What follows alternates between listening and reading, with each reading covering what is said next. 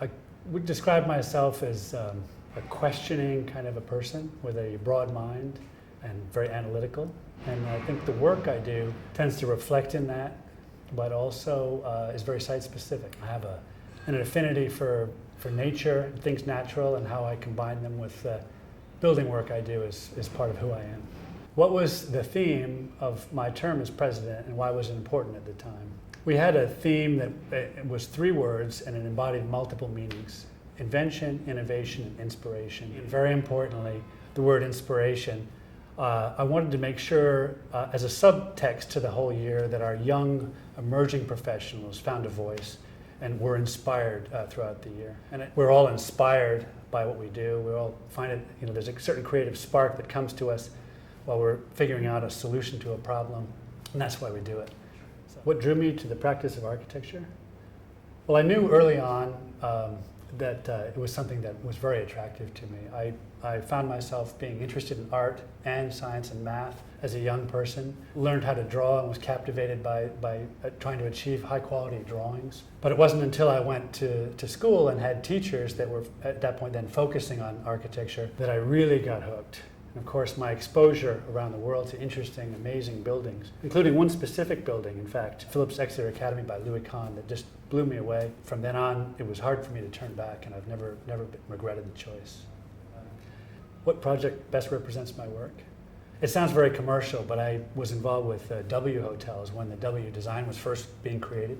So there was a real creative spark to just the idea of a new product type. I was able to be involved in the design of the first one, and then 12 years later, a more recent design of one in Arizona. When we were able to infuse art into the architecture, we were able to do some very interesting things with structural cantilevers. It became a very popular venue.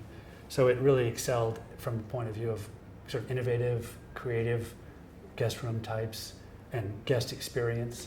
And it was hugely successful for the client, so it's a really rewarding project all the way around. Whose work do I find myself consistently admiring? Early inspiration came from some of the great masters like Louis Kahn, certainly. But more recently, I've been really drawn to a couple of different architects. One, Peter Bolin of Bolin, Swinsky, Jackson.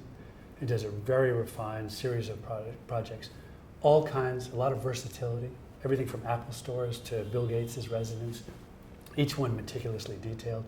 But the other one, and maybe sort of a wild man in the profession, Tom Main of Morphosis, is also an inspiration for me.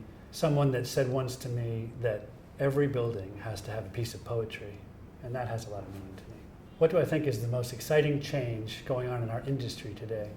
Actually, I think there are a couple of things, very interesting things. One specific to our profession, and that's the use of parametric design modeling tools and advanced applications and materials, 3D printing. I think all of those things put together have the chance to reinvent what we build in the world.